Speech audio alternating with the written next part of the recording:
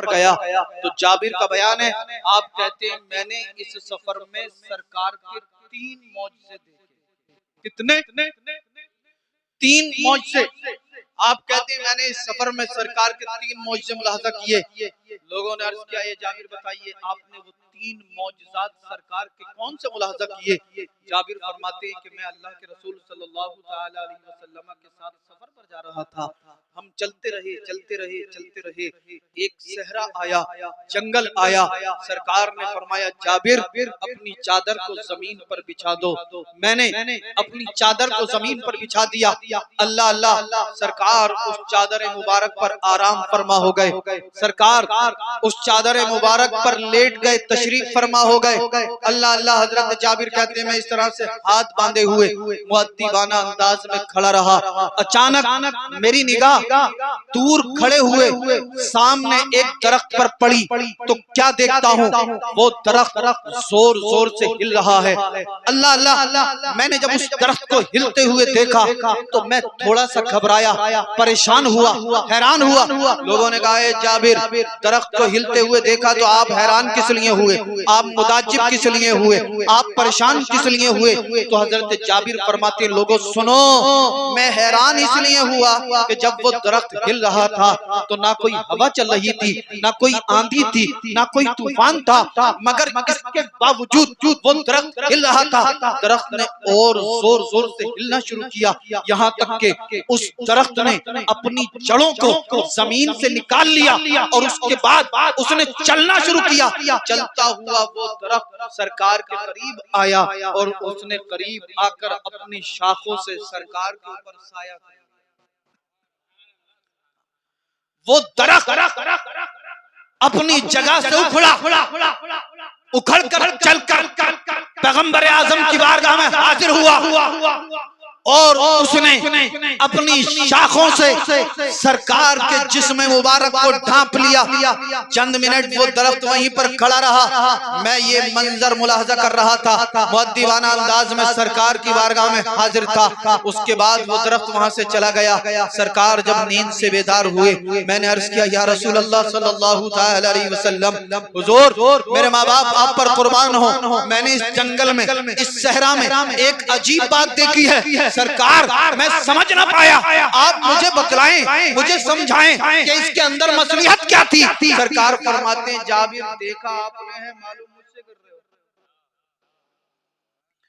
जाबिर देखा आपने है, मालूम मुझसे कर रहे हो। अब हजरत जाबिर का अकीदा मुलाहजा करिए।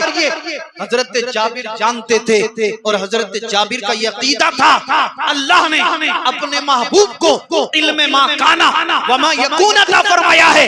हजरत जाबिर अर्ज करते हैं या रसूल अल्लाह, जो मंजर मैं देखकर भी ना समझ पाया, मेरा ईमान और इकान है कि आप हालत ख्वाब में भी उस सब को जान भी रहे थे और आप नींद लेते हुए भी, सोते हुए भी सब कुछ देख रहे थे।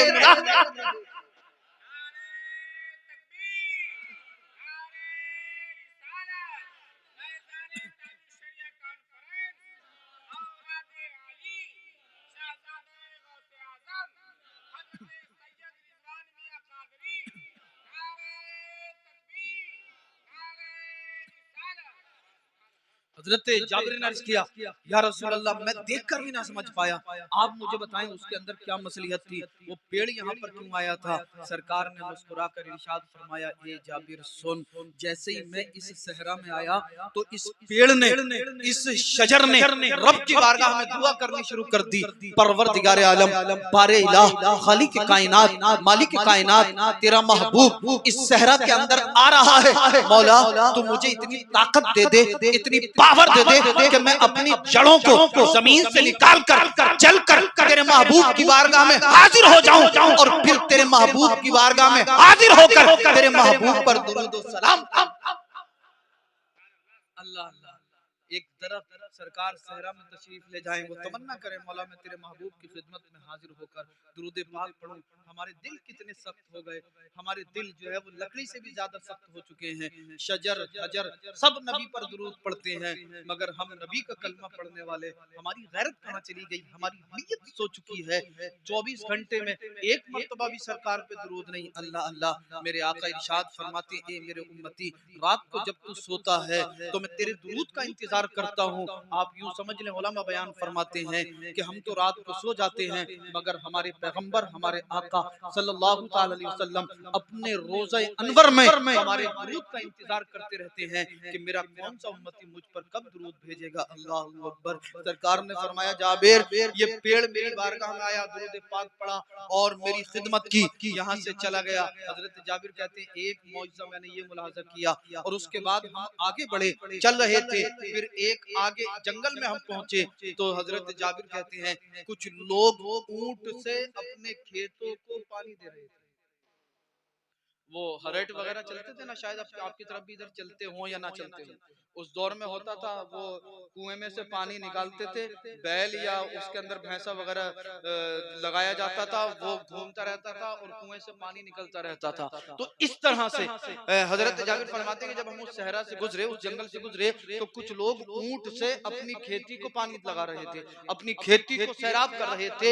उस ऊंट ने जब उस जंगल में सरकार को देखा तो वो ऊंट वहां से भागा, हमारी तरफ आया। मैं डरने लगा कहीं ये ऊंट हमें कोई नुकसान न पहुंचा दे, कहीं ये ऊंट पागल तो नहीं है। अल्लाह अल्लाह, वो ऊंट सरकार के करीब आया और उसने अपने सर को सरकार के कदमों में रख दिया।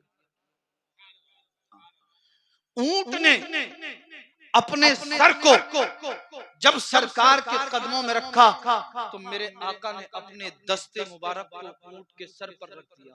जैसे ही सरकार ने अपने दस्ते मुबारक को ऊंट के सर पर रखा, ऊंट की आंखों में आंसू आ गए, ऊंट रोने लगा। मेरे और आपके नबी ने जब ऊंट को रोता हुआ देखा तो खुद सरकार की आंखें भी अश्कबार हो गई, मेरे नबी की आंखें भी अश्कबार हो गई, सरकार भी रोने लगे। अल्लाह अल्लाह, ए मुसलमान जरा गौर कर, मेरे पैगंबर एक जानवर को रोता हुआ देखें तो सरकार की आंखों में आंसू आ जाएं। आज हमारा बाप हमसे हाथ जोड़ जोड़ के मन्नत समाजत करता है, हमारे सामने रोता है, मगर हम बाप की बात नहीं मानते।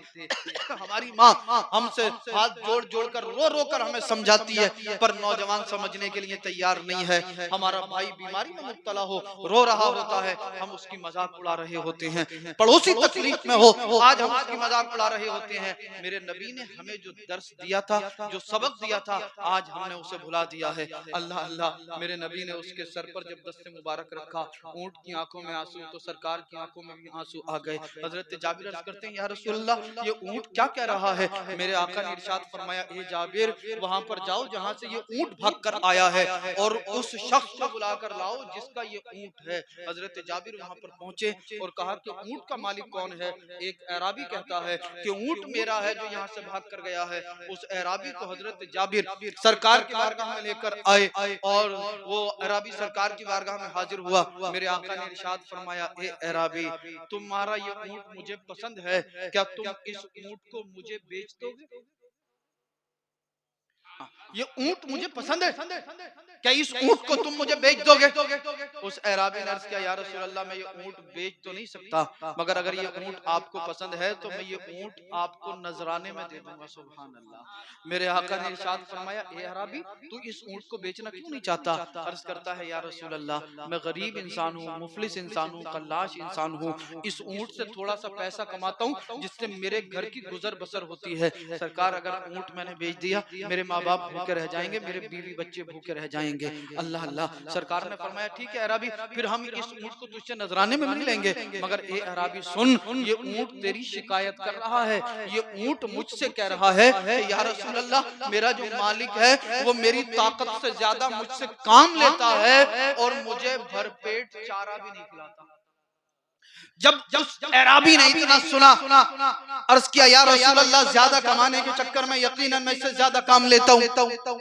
कभी कभी ज्यादा काम लेने के चक्कर में ताखीर हो जाती है। ऊंट भूखा होता है सरकार, इसे चारा नहीं मिल पाता। ऊंट सच बोल रहा है।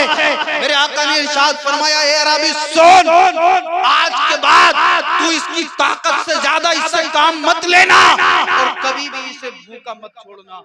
मेरे नबी ने जानवरों के हुकूक भी मुकर्रर कर दिए, तो क्या सरकार ने औलाद के हुकूक मुकर्रर ना किए होंगे?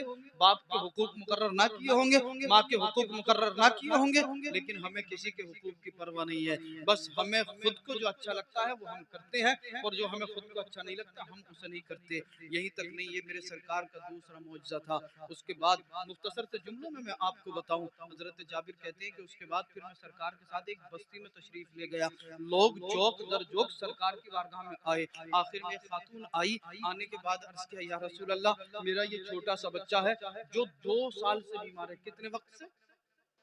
हुजूर, मेरा ये बच्चा 2 साल से बीमार है, और परेशानी यह है कि इलाके के जितने भी तबीब हैं, जितने भी हकीम हैं, उन सब ने मेरे बच्चे को लाइलाज कर दिया है। कह दिया, ए औरत, तेरे बच्चे की बीमारी का इलाज हमारे पास नहीं है। लेकिन ए आका, मैं जानती हूँ आप अल्लाह के नबी सल्लल्लाहु अलैहि वसल्लम हैं, आप अल्लाह के रसूल हैं। अगर आप नजरे करम फरमा देंगे तो अल्लाह मेरे बच्चे को बीमारी से शिफाए कामिला अता फरमा देगा। उस औरत के इन जुमलों को जब सरकार ने सुना, उस बच्चे को करीब बुलाया। सरकार ने इस तरह से उसकी नाक को पकड़ा और हुक्म दिया, ए बीमारी सुन, मैं अल्लाह का नबी तुझे हुक्म देता हूँ, तू इस बच्चे के जिस्म को छोड़कर चली जा। इतना फरमाना था। कुछ लम्हात के बाद उस बच्चे को एक छींक आई और नाक के रास्ते से काले रंग का एक कीड़ा निकला जो उड़कर चला गया। उस और वो बच्चा जो था, जो खातून लेकर आई थी, वो बच्चा बीमारी से शिफायाब हो गया, सेहत याब हो गया। अल्लाह अल्लाह, गौर करे, पेड़ सरकार पर दरूद पड़ता है, जानवर नबी की बारगाह में आकर शिकायत करते हैं। सहाबिया का तरीका, अगर बीमारी आई तो कहाँ पहुंची? आका की बारगाह में। हमारे घर में बीमारी आती है, हम सरकार पे दरूद पढ़ते। हमारे घर में परेशानी होती है, हम मस्जिद में आकर अल्लाह की बारगाह में झुक कर के अपने नबी को पुकारते। हाँ, परेशान हैं, लोगों से मशवरा करेंगे मगर अल्लाह की बारगाह में नहीं झुकेंगे।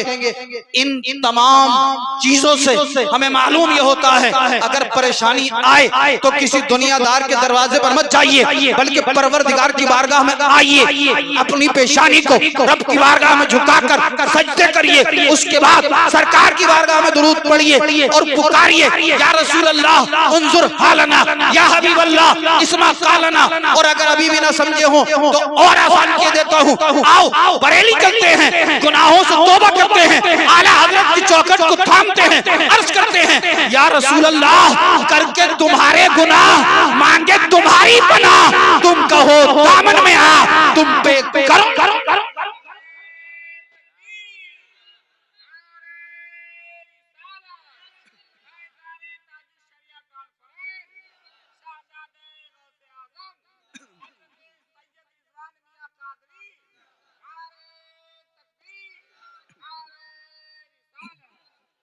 परेशान होने की जरूरत नहीं।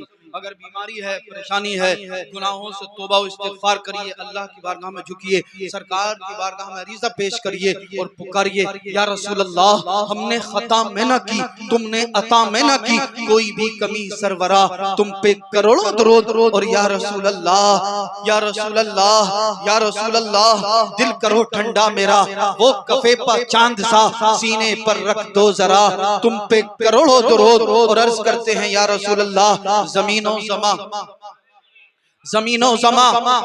मकीनो मका, चुनीनो चुना, बने दो जहां, दहन में जबां, बदन में है जान, हम आए यहाँ उठे भी वहाँ, सबा वो चले के बाग फले, वो फूल खिले के दिन हो भले, लिवा के तले सना में खुले, रजा की ज़बान, हम सब की ज़बान, रजा की ज़बान। तुम्हारे लिए कहने के लिए बहुत कुछ है, अमल कर लिया जाए तो चंद लफ्ज़ ही काफी है।